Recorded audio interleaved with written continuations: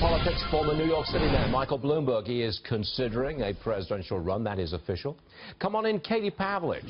I want to talk to you because you are a huge supporter of the Second Amendment, the right to bear arms. And yes, Bloomberg, sir, he's known as anti-gun. So what do you make of his candidacy? If he runs. Well, we've heard rumblings of Michael Bloomberg maybe wanting to run for president in the past, and he's famous for saying he wanted to die with none of the money that he has accumulated over the the course of his lifetime.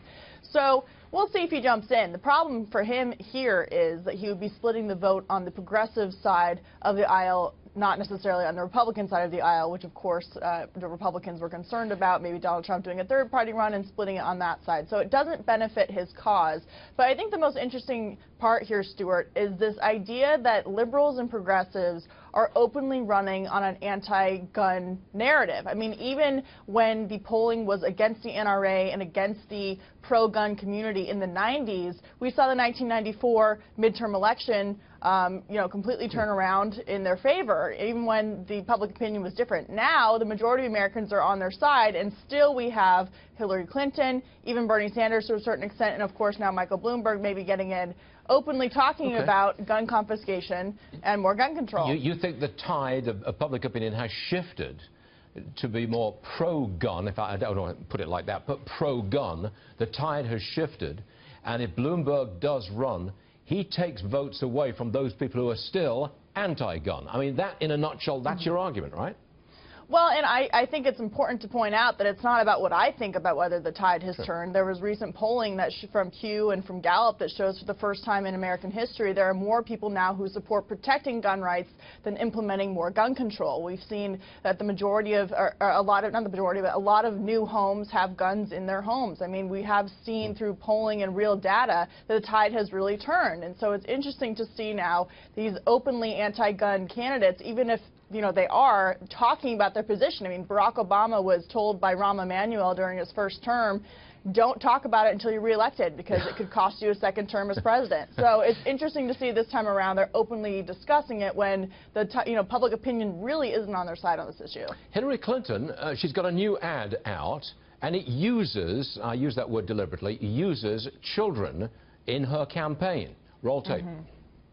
Can't vote yet. I can't vote yet, but you're voting for my future. For my future. For my future. Let's make Hillary president. Yay! Go vote. Go vote. Vote, please. HRC 2016. HRC 2016. Katie, I'll tell you flat out, I don't like that. I think that's the use of children in a political context, and I don't think there's any place for it. And you say? Yeah. I don't see any place for it either, and I would say that both Republicans and Democrats do this. I don't think that politicians should use children for their own political cause. It was just so blatant, though, Kate. Well, that video will now be with those children for the rest of their lives. I mean, that's something that now their parents have put them in. That's going to follow them, right? And so, yes, Hillary is desperate, but this is a tactic that is used on both sides of the political aisle. And I would say, I think you would agree, that they should stop doing that and stop exploiting children for their own purposes. Yes, I agree, but I don't think I've seen it as blatant and as obvious as exploitation as that on the Republican side. I mean, I can't think off the top of my head of a similar Republican-style ad. Can you?